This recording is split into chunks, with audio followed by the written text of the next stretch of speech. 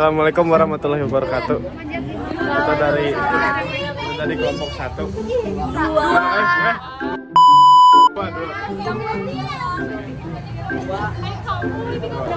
Halo, perkenalkan nama Inggian. Halo, nama aku Farhan. Halo, nama aku Janeta. Hai, nama aku Natasha. Hai, nama aku Elis. Hai, nama aku Marina. Hai, aku Jafira. Hai, aku Safa Zafira Zahra. Hai, aku Putri. Hai, aku Rere. Halo, saya Doven Hilmi. Saya Muhammad Akmal.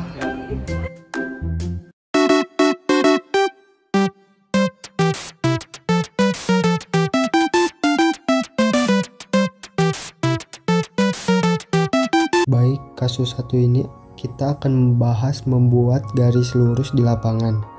Langkah pertama yaitu kita mulai dengan menentukan titik patok A sebagai titik awal. Selanjutnya kita memasang patok B sebagai titik tujuan. Setelah kedua patok terpasang, tugas selanjutnya adalah menarik benang dari patok A ke patok B.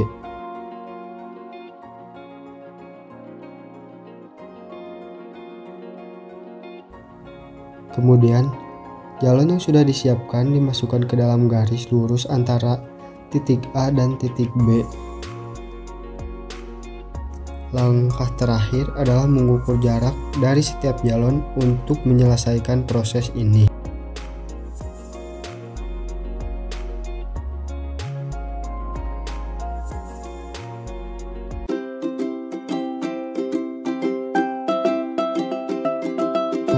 Kita masuk ke pembahasan kedua, yaitu membuat garis lurus di lapangan terhalang oleh bangunan. Langkah pertamanya sama. Kita mulai dengan menentukan titik patok A sebagai titik awal. Selanjutnya, kita memasang patok B. Setelah memasang patok B, kita memasang patok C sebagai pembantu untuk menghubungkan garis A dan B.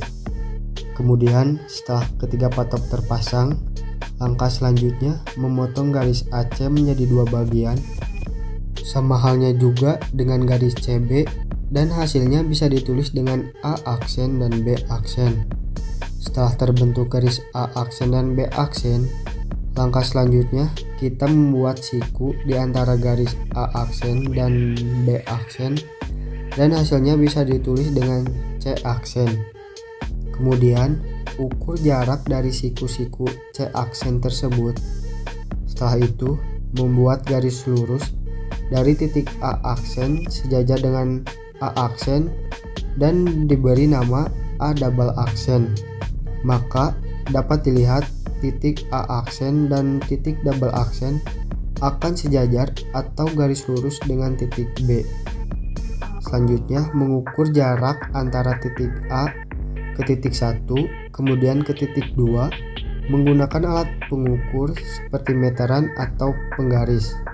Nah, karena garis lurus dari titik A ke B terhalang bangunan, maka dibuatlah garis titik C dan C aksen yang kemudian dihitung jarak antara dua titik tersebut, sehingga jarak dari titik 2 ke titik B akan sama besarnya.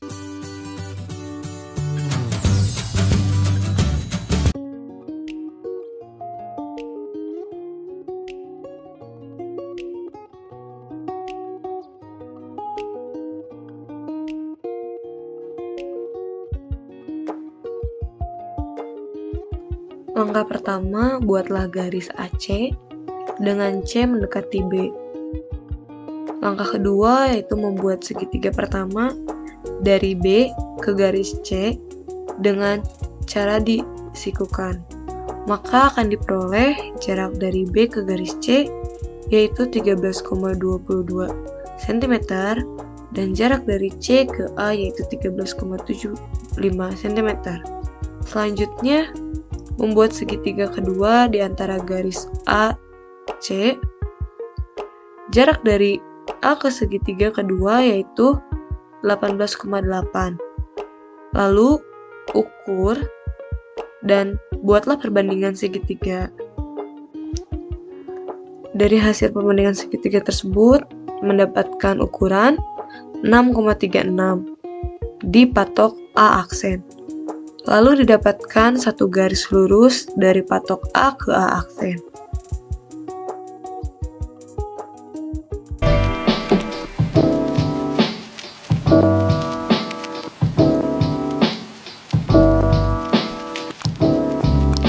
Untuk langkah pertama yaitu mencari sisi sungai yang siku.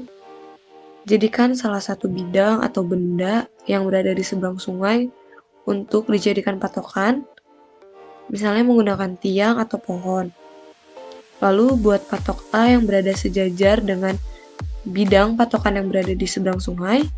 Di sini kita mengibaratkan menggunakan tiang. Setelahnya, buat patok B lurus dengan patok A.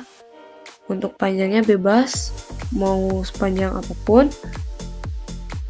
Setelah itu, buat patok C agar membuat sudut siku. Selanjutnya, patok C dibidik miring ke bidang yang menjadi patokan kita tadi di seberang sungai. Lalu, buat patok Y sejajar dengan bidikan kita tadi, dan si patok Y ini tuh berada di sisi sungai, maka akan terbentuk dua segitiga seperti ini. Selanjutnya, hitung panjang antar patok Y dan patok B. Di sini kita memperoleh panjang 6,3 cm. Setelah itu, hitung juga panjang antar patok B dan patok C, dan diperoleh 5,5 cm. Hitung panjang antar patok A dan patok Y. Di sini diperoleh 6,7 cm. Lebar sungai itu akan menjadi garis X atau panjang yang akan kita cari atau lebar yang akan kita cari. Lalu kita akan menghitung menggunakan perbandingan segitiga, di mana 5,5 berbanding 6,3 dan X berbanding 6,7. Lalu dikali silang, di mana 6,3 dikali X sama dengan 5,5 dikali 6,7, dan akan mendapatkan hasil 5,84 cm.